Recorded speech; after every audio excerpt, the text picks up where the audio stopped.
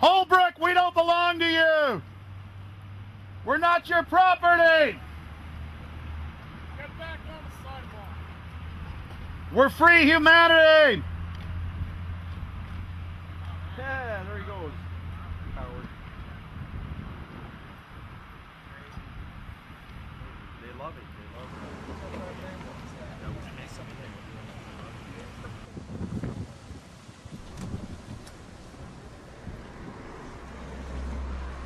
Okay, we're going to be going around the back here, guys. Hey, guys, how you doing?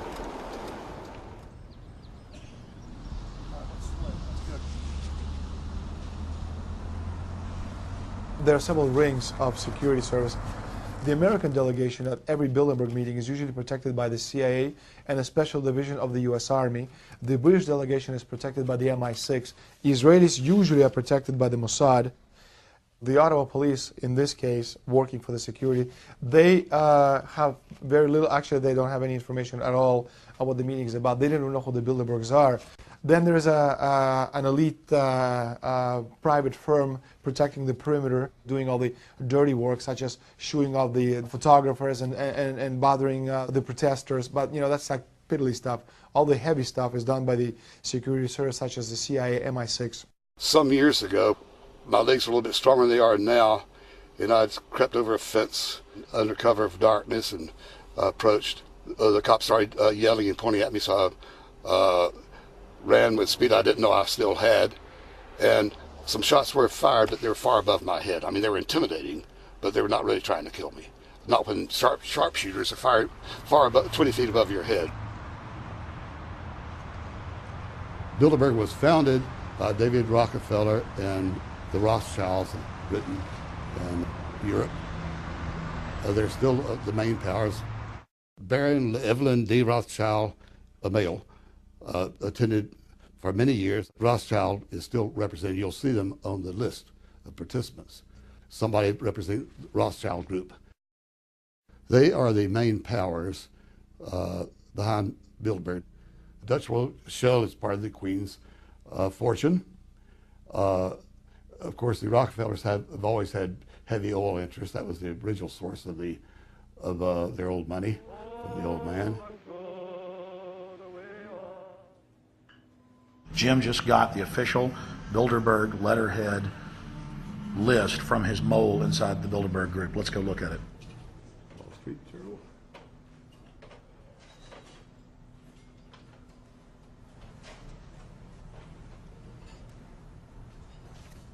So Jim, you got the list. Yeah. Did we identify Wolfowitz as being here because he's not on the list? No, we positively identified Wolfenson. Yeah, he's on the list. Yeah, there's Wolfenson right there, James Yep. Wolfenson. But aren't there always people who aren't listed? Yep. Over the years, we've identified like sometimes one, sometimes three people who are not on their own list who have attended.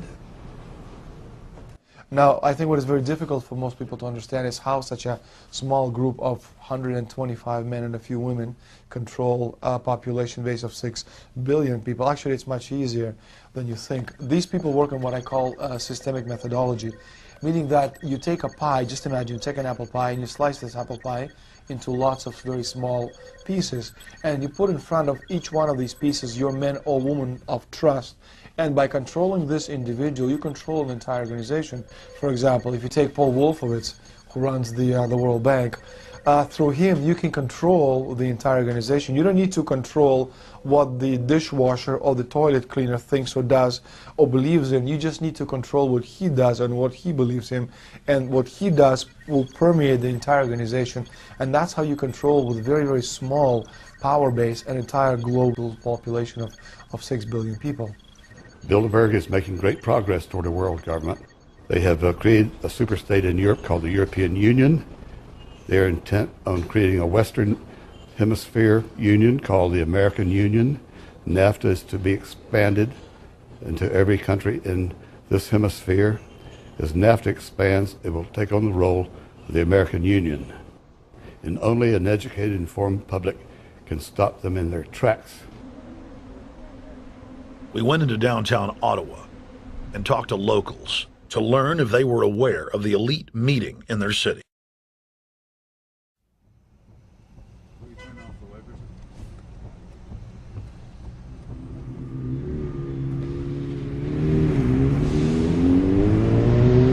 Okay, guys, attention just for a second. I just need to tell you that a group just met here in Canada, and they're trying to get rid of your sovereignty, merging you with the U.S. and Mexico. See, it's not funny. I'm serious. And your news isn't going to tell you about this. This is deadly serious, so I'm just letting you know, and I'm telling you about it. As they say, they are the guys that run the world. They make the decisions for we, and we just carry it out. Sir, did you hear about the Bilderberg Group meeting here in town, the 120 most elite people in the world? No. Hey, did you know that the elite's meeting here in town right now? Have you heard about it? 120 crime bosses? None of you heard of it? None of you guys have heard of the Bilderberg Group? They're meeting right now. In the city, around 10% of the people were aware of the New World Order agenda. When we traveled to Parliament, close to half of the people we randomly spoke to were informed.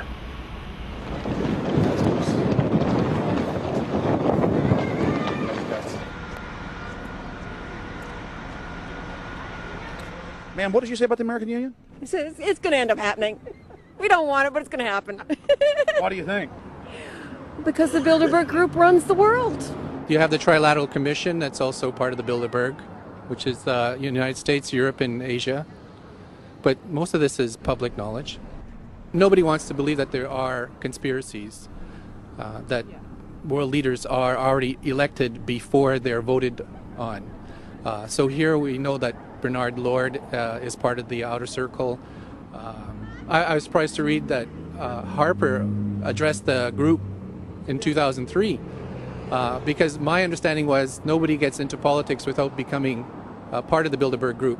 And then you find out afterwards that that is the case, that they have... Well, Bill Clinton went there in 91, George Bush Sr. back in like 85. And Blair, same thing. Who we think that we're electing as leaders have already been pre-picked for us. Whether it's liberal or a conservative, they're already part of the group. They own all the horses in the race. They own the horses, and I understand that, for example, in the United States, it's a one-party system with two factions, though you think it's two different parties. Oh, it is, yeah. So it's like Bill Clinton constantly vacations with the Bushes, and they call him their son, and they actually staged all that in 92, and all that's come out. It's just all staged. They're not going to let trillions of dollars slip through their hands. The good news is people are waking up, though. When you read human history, when you study it, all you see is elites trying to dominate, subterfuge, Machiavellian backstabbing, and somehow in the last 50 years they convinced Westerners that the government's fine, can do no wrong, trust them. How did this happen? It's easy to lead sheep. I mean, people just follow. They don't want to believe these things will happen. No way. We'll just follow along with the norm. That's all. It's just makes it easier for everyone. What's your view on losing Canada's sovereignty? I like this country to stay as it is, and I love the United States to be there. Back in Austin, the capital of Texas, the public was frighteningly unaware of the nation's peril.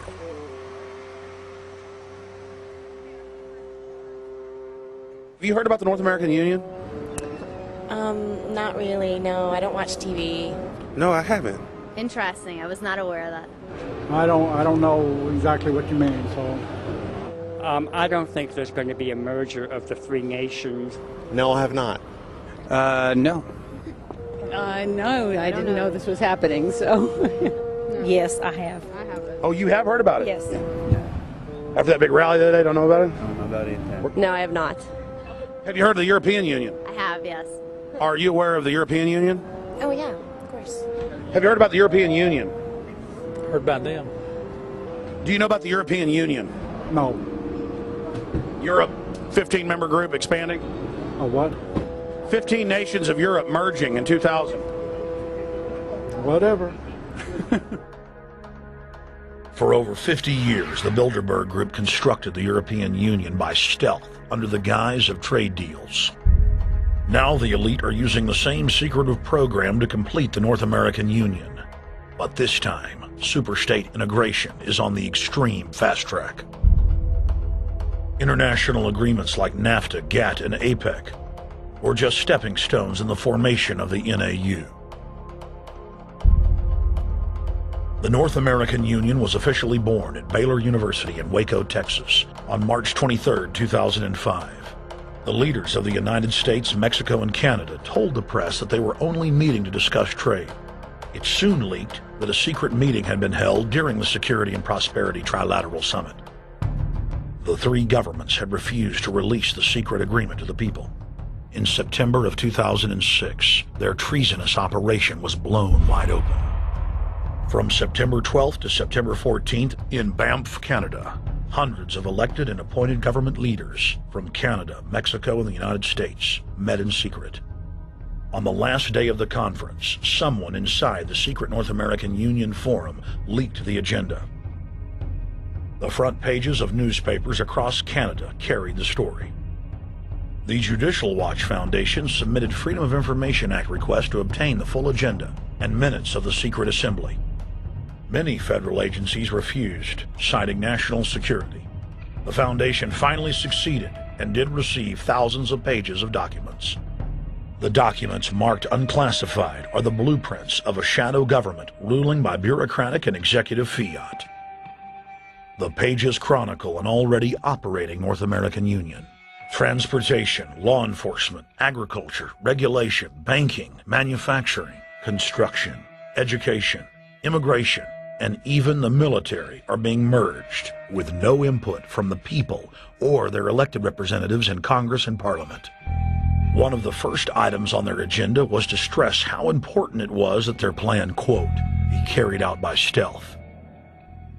The controllers also talked about exploiting the public's fears of climate change to push a continent-wide tax to fund the new government. Globalist tool Robert Pastor is incessantly paraded on the world stage as the man behind the North American merger. When he testified before Congress, he pushed the idea of a continental security perimeter that erases national boundaries and merges the security apparatus. The best way to secure the United States today is not at our two borders with Mexico and Canada, but at the borders of North America as a whole. In fact, the North American Command, based in Colorado Springs, Colorado, was clearly running the meeting in Canada. For the past decade, the Pentagon has been training with Mexican and Canadian forces and has openly discussed using them inside the United States for disasters and to quell domestic unrest.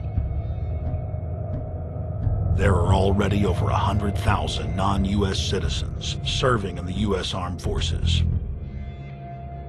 The Pentagon is now expanding its recruiting centers in Mexico, the Philippines, and Eastern Europe. Big city police departments nationwide are lobbying to change laws so they can recruit non-citizens to join the police force. What we are witnessing is a Red Dawn scenario in slow motion. Tyrants throughout history have brought in foreigners to oppress their domestic populations.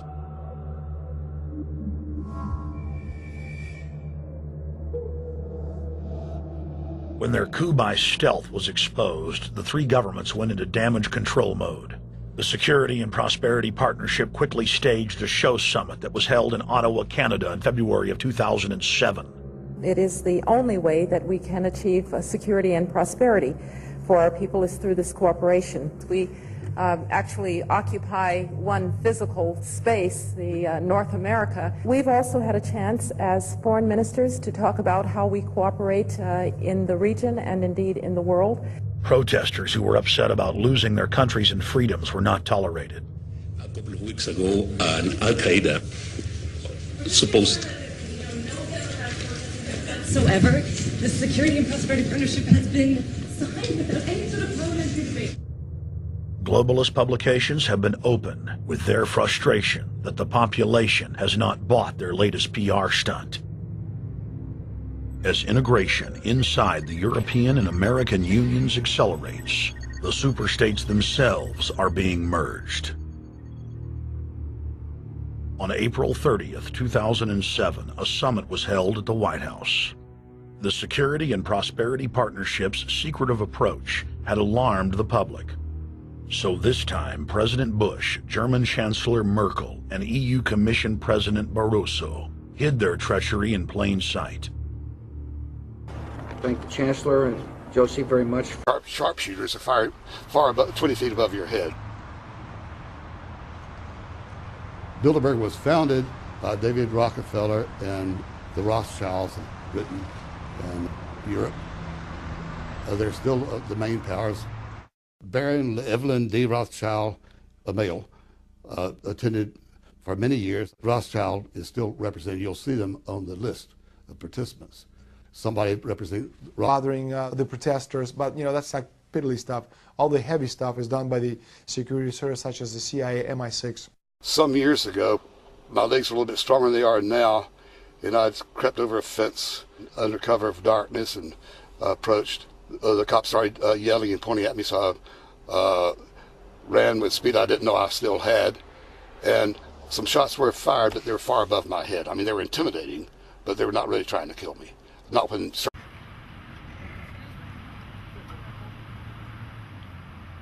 Holbrook, we don't belong to you!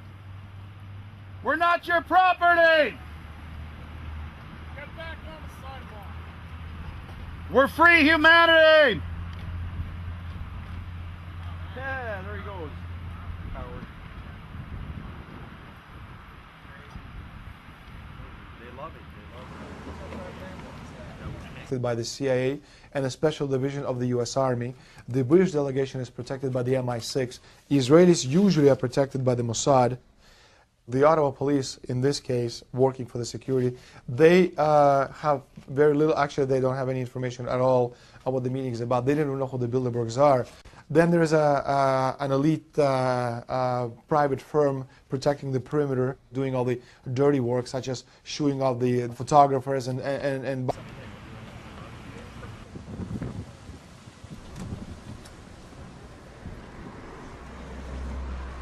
Okay, we're going to be going around the back here, guys. Hey guys, how you doing?